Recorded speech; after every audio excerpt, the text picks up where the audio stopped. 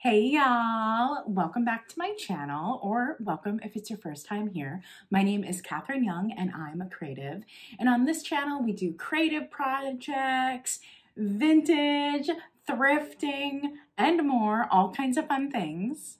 I really wanted to make this video because you often see these what I made on YouTube videos and they're these giant channels and they're like, I made $40,000. And it's wild. Like it's very aspirational, but it's also not practical if you're a small channel. So I want to talk about what I actually made on YouTube as a small channel, what it was like getting monetized. So that is going to be at the beginning of this video. I'm going to show you actual figures. And then I'm also going to go into the reselling side. Actual receipts, y'all, actual receipts. What I made from that as a small-time reseller on YouTube. I'm also going to talk about the channel a little more broadly at the end. So if you're not interested in any of that, you can dive out. And I'm gonna just talk about like what made me happy about my channel, what worked, what didn't work. What I'm thinking about moving forward.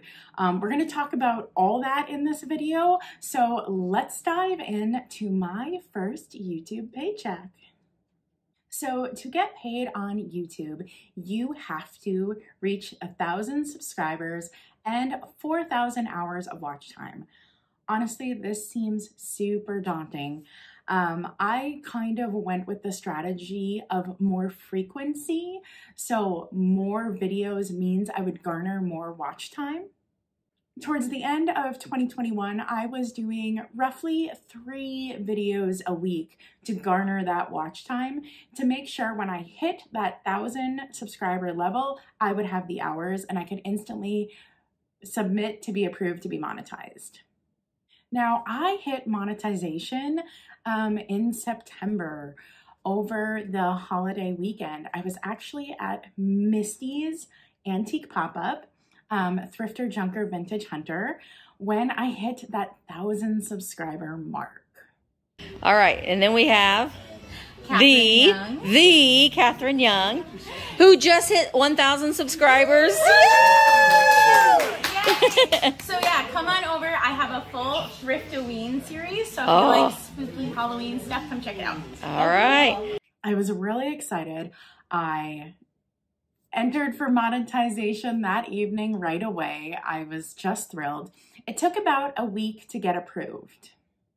Getting approved for monetization and then dropping my video the next weekend for being at Misty's pop-up really was a great way to kickstart earnings on my channel. Misty had shared my video of my experience of going there, and the video outperformed all the other videos I had, and that really helped me generate income. To date, that video of me visiting Misty's pop-up is one of my highest earning videos. It has made me $14.46. Yeah, take a moment to realize how little that is. But it's one of my highest earning videos. So when it comes to getting paid out on Google AdSense, you have to reach a $100 minimum mark or they won't pay you out. They basically just hold your funds hostage. And for me, I have a website that has ads up on it. And for the past 5 years, all in total for 5 years, that website has made $25-ish. And so Google AdSense has always just had that money. And I was never able to get paid out for that. But honestly, if it wasn't for my website already having that $25, I probably wouldn't have gotten paid out as soon as I did. I reached the $100 threshold by October. I specifically made $117.34 in AdSense by October, the end of it. And I was able to be paid out in November. Now you gotta remember, I kind of didn't even reach that on my YouTube channel. It also included the AdSense from my website. So that is how much my first paycheck on YouTube was. Ta-da!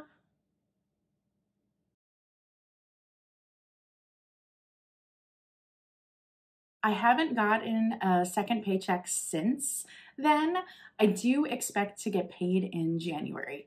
I will have hit the threshold by the end of December, I believe, so I should get another paycheck.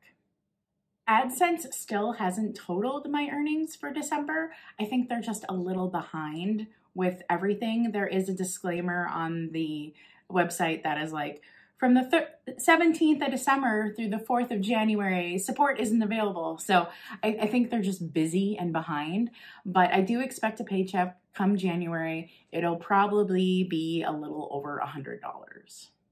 So that is how much I made as a small channel on YouTube.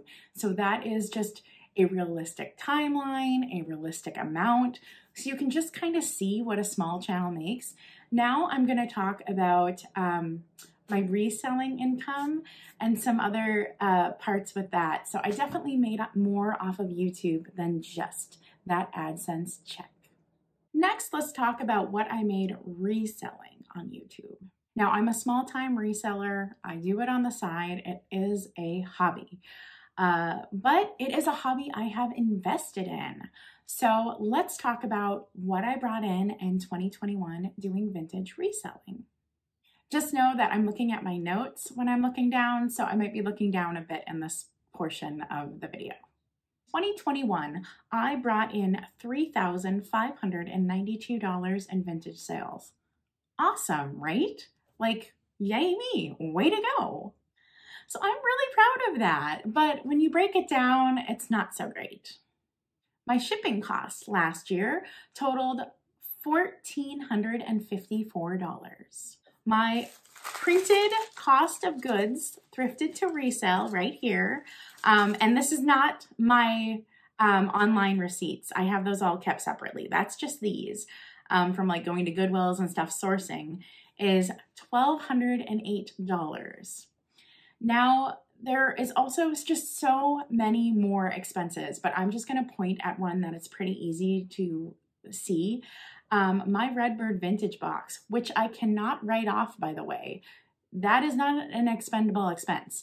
The Redbird vintage boxes are something I keep for myself. Anytime a YouTuber does something like my creative projects, all that, I cannot write off that because I kept the item.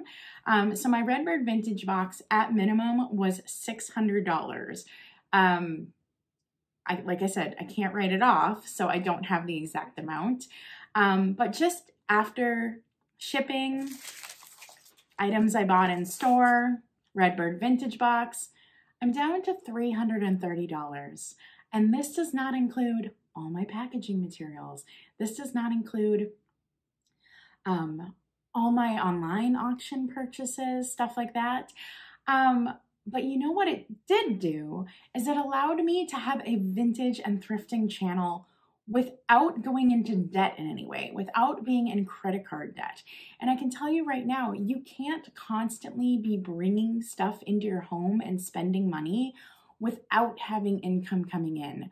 So I'm actually super proud of that number, even though at the end of it all, when I report out on my taxes, I will be in the red. So despite that being a little bit of a bummer, I kind of look at it as an investment in my channel this year, okay? I now have a storeroom and bunches of shelves full of things that I can sell this year that aren't an expense.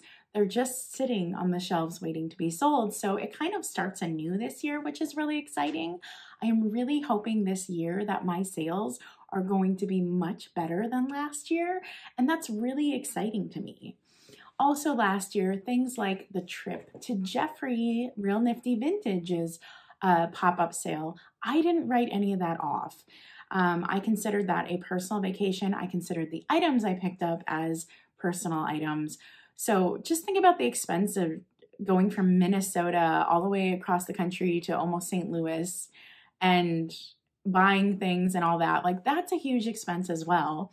I also didn't write off going to Misty's pop-up. I also considered that a personal expense because it was vacation, which looking forward into next year, if I do any traveling, any driving for sourcing, I'm going to be better at that. I'm going to write it off and I'm just going to figure that out more. But really last year was kind of about experimenting on my channel and investing in my channel. And so it's okay. Like I'm not upset that I didn't write off all the mileage and all that type of stuff. I look at it as learning and just trying to see what this channel could do. And I really look at 2022 as a year of like really seeing like, what can this channel do? I also had another revenue stream off of YouTube. I made t-shirts, but I just want you to know that I didn't just make shirts because I was keeping up with the Joneses. I made shirts because I'm an illustrator and a designer, and I really wanted to see shirts that like I love and think are freaking cool. See this shirt? I made this. This is a Queen of Thrift t-shirt. Heck yes, this is such my jam, right? But also, this is one of those situations where making shirts is not an actual revenue stream. I am going to be in the red. By selling shirts in 2021, I made $216. To order samples of the shirts and the merch to make sure everything looked good, I spent $267. So I've definitely not made my money back from the merch. One thing I found with the merch is a lot of people were very excited about the merch and what it looked like, but a lot of people just actually didn't purchase it. I do think I am going to make more merch. I kind of want to make more witchy thrifting ideas. And honestly, I just love drawing and making things. That is what I do. I am a creative. I make things. So I probably will make more shirts, but I absolutely know that is not a revenue stream I can count on. Okay, so let's talk about what has worked on my channel in the past year and what hasn't. Now, just be mindful, this is going to be a little more vloggy. This is going to be things that I personally enjoy is going to be factored in this weighted criteria of what worked and what didn't. So just know this really isn't going to be as much about numbers as it is going to be about what worked for me. So September 2019 was really when I started uploading videos with actual frequency. They started coming a little more regularly. I was still very sick, suffering from cluster headaches during this time. So my frequency, it was slow going, right? But by the time we got into the pandemic, that is when my upload frequency really started rolling. I started doing Redbird vintage box unboxings and getting a lot of engagement. And I realized that I was helping people with that content. I originally started my channel thinking I would do artist tips since I have been a professional creative for 15 years now, and I've worked for companies like Disney, I've done work for Lucasfilms, all kinds of different avenues of creativity, but I don't really fit the mold of the person that artists look to for artist tips. And all I'm saying is like, anyone can give artist tips. I fully believe that, but I also think I don't fit the type. I can think exactly what the artist tips accounts look like that do really, really well. And I don't want to stereotype, but they just don't look anything like me.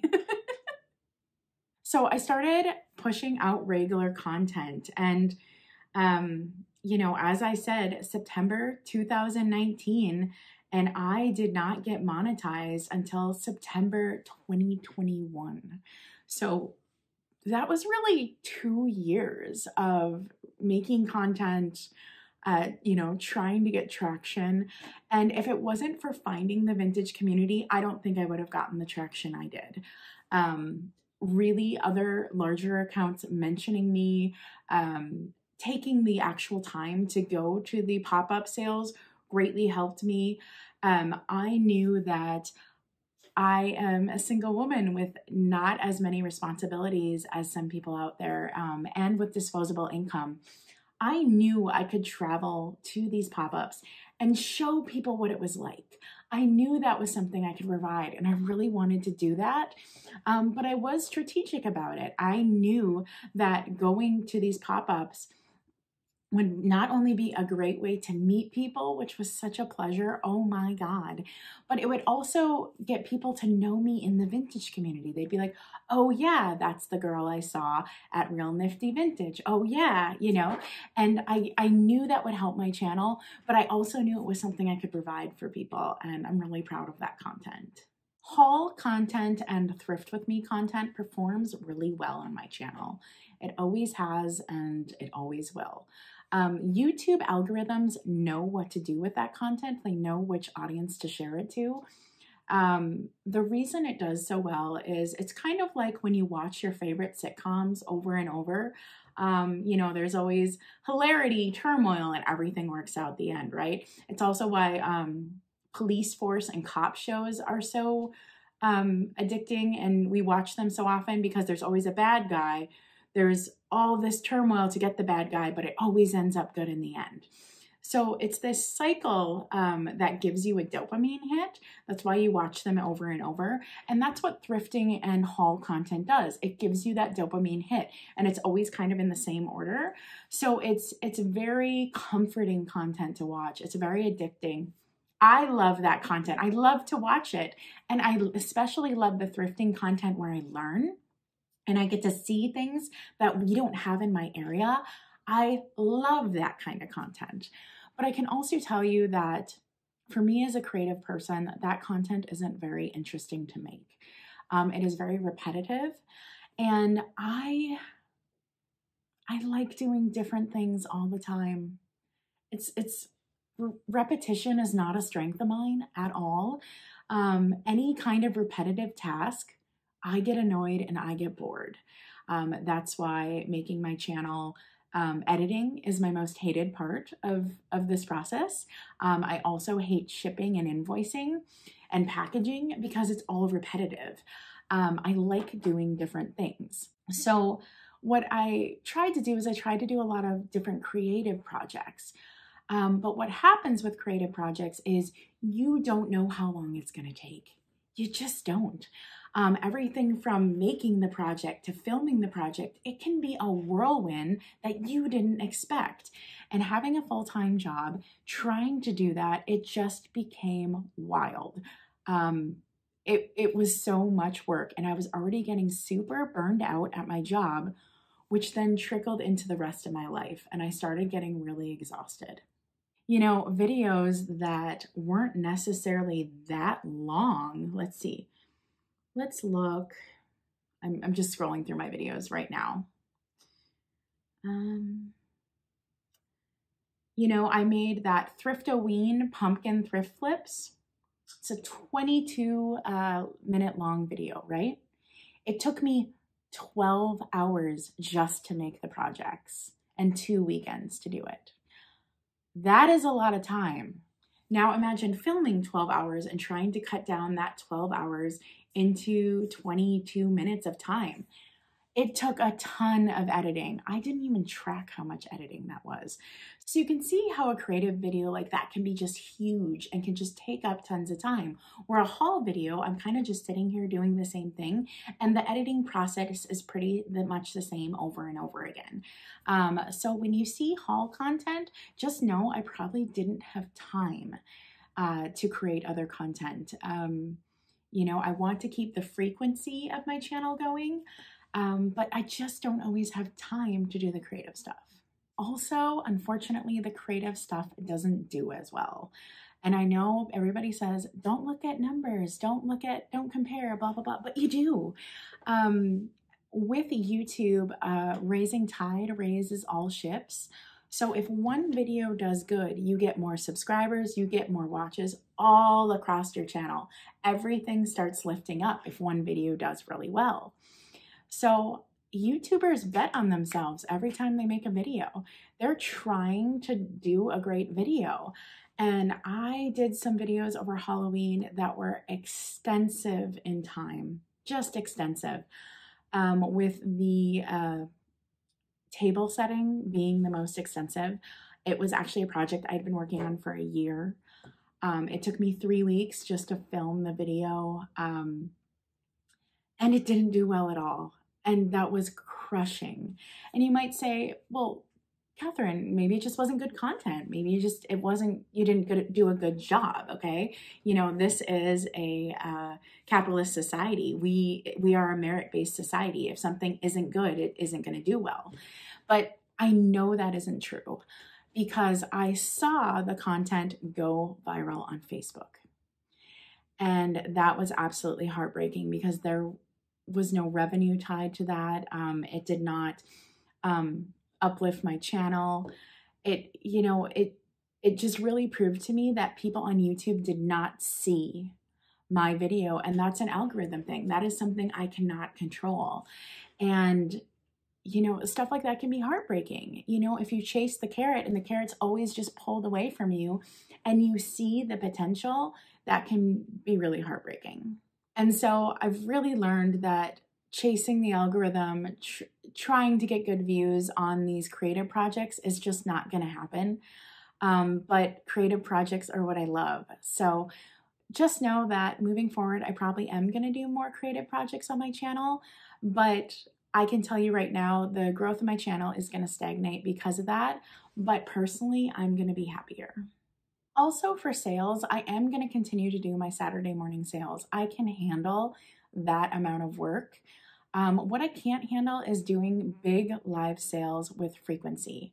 I see other channels that are constantly live sale, live sale, live sale, but I also see a ton of people in our community who are behind on shipping, who are behind on invoicing.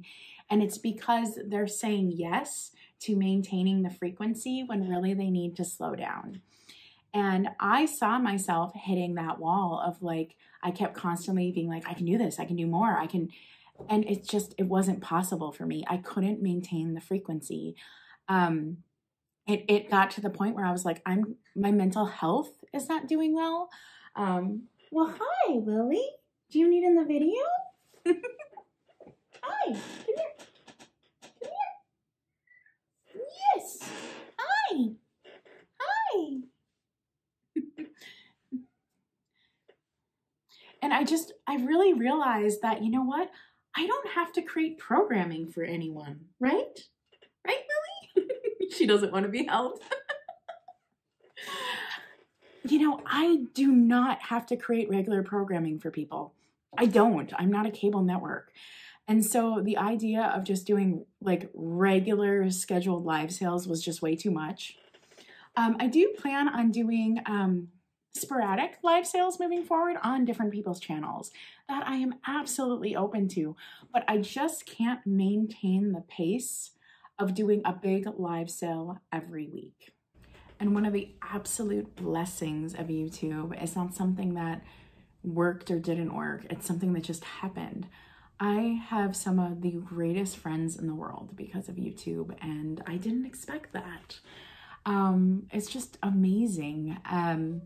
You know, growing up, your best friend is next door when you're young. And then when you learn to ride a bike, your best friend can be a few blocks away. And then you go to college and all of a sudden you have friends from different states and cities.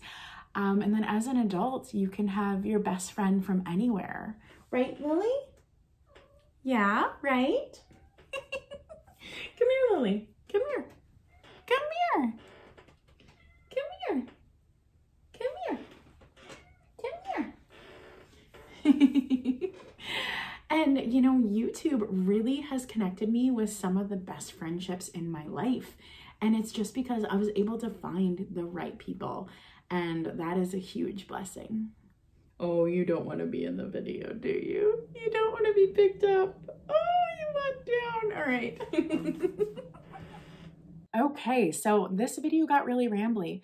I have no idea how long it is.